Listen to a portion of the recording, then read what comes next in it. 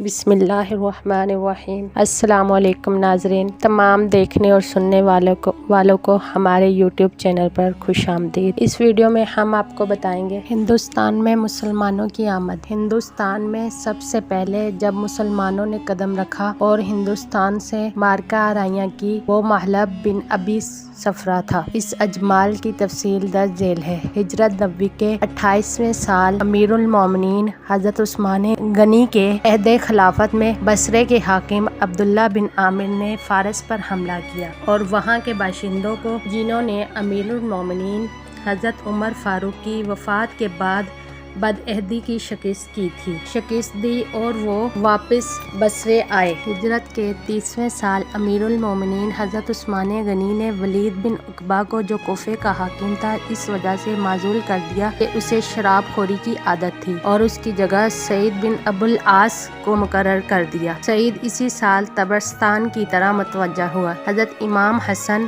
اور امام حسین بھی اس کے ساتھ اس معرکے میں شریک ہوئے۔ استراباد کے دارالسلطنت جرجان کو حضرت حسین کے قدموں کی برکت سے فتح کر لیا گیا۔ وہاں کے باشندوں نے 2 لاکھ دینار سالانہ دینا منظور کیے۔ اہل جرجان اسلام لے آئے اور خوشحالی کے ساتھ زندگی بسر کرنے لگے۔ ہجرت نبوی کے 31ویں سال حضرت عثمان غنی نے عبداللہ بن عامر کو خراسان فتح کرنے کا حکم دیا۔ عبداللہ ایک لشکر جرار کو ہمراہ لے کر کرمان کے راستے سے خراسان کی طرف روانہ ہوئے۔ اس لشکر کے مقدمۃ الجیش حنیف بن قیس تھے۔ غازیان اسلام کا یہ لشکر جرارستان سے کوہستان اور نیشا پور کو زیر کرتا ہوا اپنے محکوم کو اطاعت گزار بناتا ہوا طوس پہنچا۔ یہاں کے باشندوں نے بھی اسلام قبول کر لیا اور مسلمانوں کے لشکر نے سرکش ہرات، بارگیس، گرجستان، تالکات اور بلخ کو اسلامی مملکت میں شامل کیا۔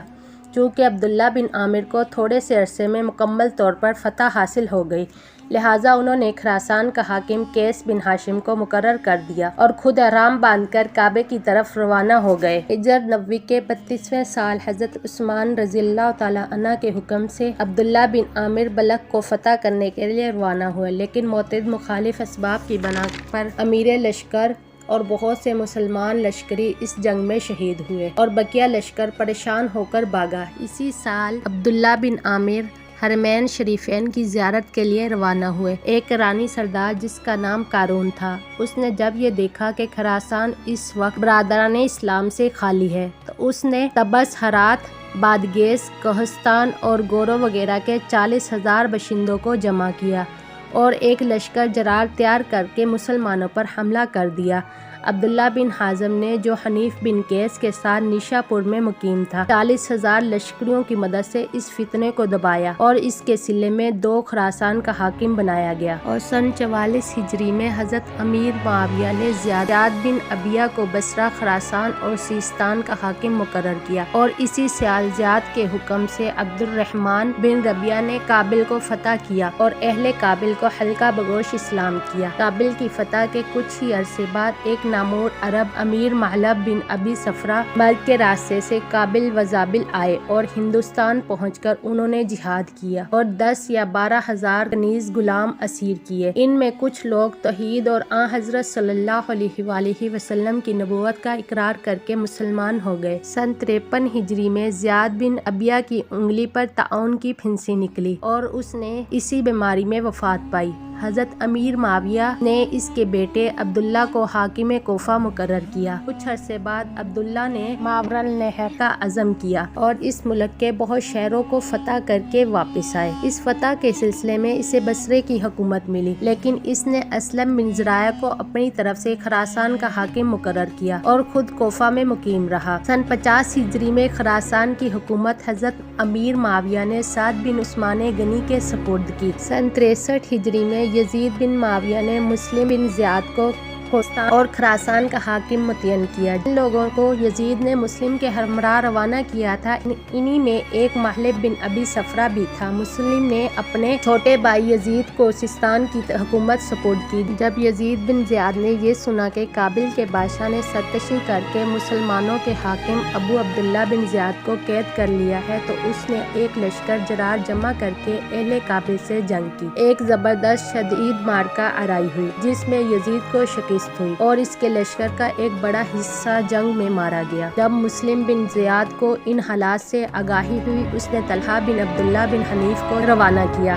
کابل پہنچ کر طلحہ نے 5 لاکھ درہم ادا کر کے ابو عبداللہ کو شاہ کابل کی قید سے آزاد کروایا۔ بعد ازاں مسلم نے سیستان کی حکومت طلحہ کو سونپی اور غور اور بادغیس کے باشندوں پر مشتمل ایک لشکر تیار کر کے کابل روانہ کیا اور اہل کابل کو زبردستی اپنا مطیع و فرمانبردار بنایا۔ خالد بن عبداللہ کو، جسے بعض لوگ حضرت خالد رضی اللہ تعالیٰ عنہ کی اولاد سے اور بعض ابو جہل کی اولاد سے بتاتے ہیں، حاکم کابل مقرر کیا۔ جب خالد بن عبداللہ کابل کی مکرانی سے معزول ہوا تو اس نے عراق و عرب کی طرف واپس جانا مناسب نہ سمجھا۔ نئے حاکم کے خوف سے کابل میں قیام کرنا بھی مشکل تھا، لہٰذا اس نے اپنے بال بچوں اور متعلقین کو جو عربی نسل تھے ساتھ لیا اور شاہ کابل کی رہنمائی میں کوہ سلیمان پر اپنا ڈیرا جمایا، جو ملتان اور پشاور کے درمیان واقع ہے۔ خالد نے اپنی بیٹی کی شادی ایک شریف افغانی کے ساتھ کر دی جو کہ مذہب اسلام اختیار کر چکا تھا۔ اس لڑکی کے بطن سے بہت سے لڑکے پیدا ہوئے، جن میں 2 لودھی اور سور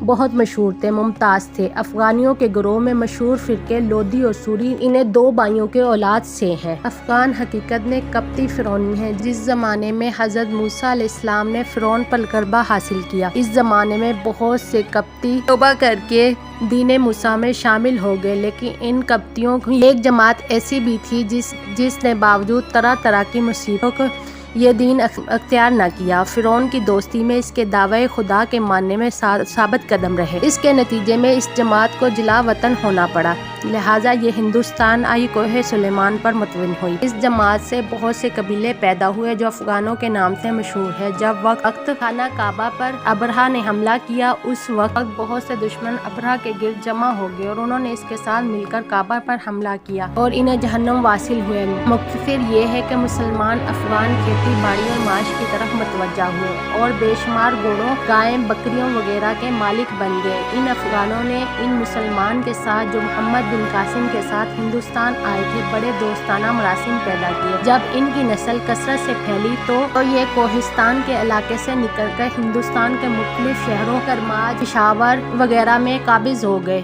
راجہ اجمیر کے ایک رشتہ دار نے جو لاہور کا راجہ تھا، ان افغانوں کے فتنے کو دبانے کا ارادہ کیا اور اپنے ایک امیر کو مع 1000 سواروں کے ان کی سرکوبی کے لیے روانہ کیا۔ افغان اس لشکر کے مقابلے میں انہوں نے بیشتر پر نکلے ہندو سواروں کو قتل کر کے اس لشکر کو شکست دی۔ اس واقعے کے بعد لاہور کے راجہ نے اپنے بھتیجے کو 2000 سواروں، 5000 پیادے بھائیوں کے ساتھ افغانوں کی سرزش کے لیے روانہ کیا۔ اس بار خلیج گور اور کابل کے مسلمانوں نے افغانوں کی مدد کرنا اپنا فرض سمجھا اور 4000 سپاہیوں کا ایک لشکر تیار کر کے ان کی مدد کے لیے بھیجا۔ افغانوں کو اس مدد ملنے سے بڑی تقویت پہنچی۔ انہوں نے قتل غارت گری کا بازار گرم کر دیا۔ اہل ہند سے 5 مہینے میں 70 لڑائیاں لڑی اور اکثر لڑائیوں میں فتح حاصل کی۔ لڑائی کے دوران میں ہی سردی کا موسم شروع ہو گیا۔ جاڑے کے اہل ہند کو بالکل مجبور اور عاجز کر دیا، لہٰذا وہ لڑائی بند کر کے واپس اپنے وطن چلے گئے۔ لیکن جب جاڑوں کا زمانہ ختم ہو گیا تو لاہور کے راجہ نے پھر ایک نئے لشکر کے ساتھ حملہ کیا۔ اس دفعہ بھی کابل اور خلج کے باشندوں نے افغانوں کی مدد کی۔ کرماج پشاور کے درمیان دونوں فوجوں کا آمنا سامنا ہوا۔ اس جنگ کی کیفیت یہ تھی کہ کبھی تو اہل ہند افغانوں پر غالب آ کر انہیں پہاڑوں تک بگا دیتے، کبھی افغان تیروں کی بچھاڑ سے اہل ہند کو پسپا کرتے اور انہیں ان کے خیموں اور قیام گاہوں سے باہر نکال دیتے۔ جب برسات کا زمانہ آیا تو سیلاب دیکھ کر اہل ہند لڑائی کے نتیجے کا خیال کیے بغیر اپنے ملک کی طرف لوٹ گئے۔ اس طرح کاہل اور خلج کے مسلمانوں نے بھی اپنے وطنوں کو مراجعت کی۔ کابل اور خلج کے باشندوں نے بھی جب کبھی ان کا ہم وطن یہ پوچھنا کہ کوہستان کے مسلمانوں پر کیا گزری، وہ جواب دینے کے لیے ان کے ملک کو کوہستان نہ کہو، افغانستان کہو، کیونکہ اب وہاں افغان اسی بنا پر کوہستان کے مسلمانوں کو افغان اور ان کے وطن کو افغانستان کہا جانے لگا۔ لیکن اہل ہند کوہستانی مسلمانوں کو پٹھان کہتے ہیں۔ اس کی وجہ معلوم نہ ہو سکی، لیکن خیال یہ کہ اسلامی بادشاہوں کے عہد میں جب پہلی بار یہ قوم ہندوستان آئی تو پٹنے میں آباد ہوئی، اس لیے ہندا افغان کو پٹھان کہنے لگے۔ اس دوران میں ہندو ککروں اور لاہور کے راجا کے درمیان بجائے دوستی کے رنجش پیدا ہو گئی۔ اس وجہ سے کھکر قوم نے قوم افغان سے دوستی اور میل ملاپ پیدا کر لیا۔ اس پر راجا لاہور نے افغانوں سے لڑائی بند کر دی اور ان سے صلح کر کے چند گاؤں ان کو دیے۔ خلیجوں کو جو افغانوں کی مدد اس جنگل میں آباد تھے، اس شرط پر افغانوں کی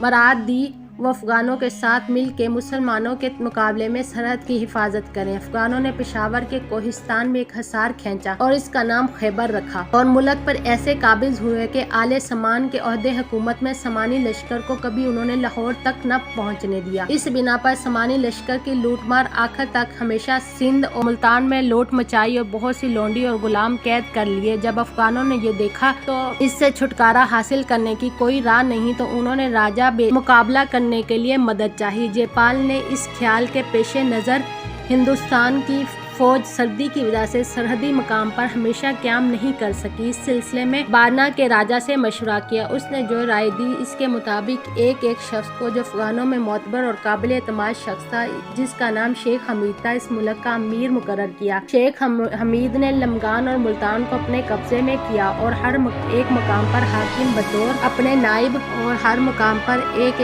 حاکم بطور اپنے نائب مقرر کیا۔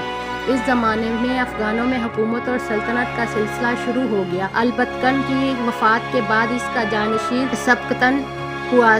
شیخ حمید نے مخالفت کو مناسب نہ سمجھا۔ اس سے یہ پیغام بھیجا کہ مسلمان مذہب اسلام کے پیرو ہونے کی وجہ سے ایک ہیں، اس لیے بادشاہ کو چاہیے کہ اس طبقے یعنی افغانوں کو اپنا سمجھے اور جب کبھی مسلمانوں کی فوج ہندوستان پر چڑھائی کرے تو اس کا لشکر کوئی رکاوٹ پیدا نہ کرے، اس جماعت کو کوئی نقصان نہ پہنچائے۔ مسلط وقت کے پیش نظر شیخ حمید کی درخواست قبول کر لی۔ جب راجا جے پال پر فتح پائی تو افغانوں کی خاطر تواضع کی اور ملتان کے اکثر حصے ان کو عطا کیے، لیکن شاہ محمود نے اپنے بیٹے کے برعکس عمل کیا۔ اس نے افغانوں کو سرنگوں اور مغلوب رکھا، ان سے جو سرکش تھے انہیں قتل کیا اور جو اطاعت شعار تھے ان سے ملازموں کا سا سلوک کیا۔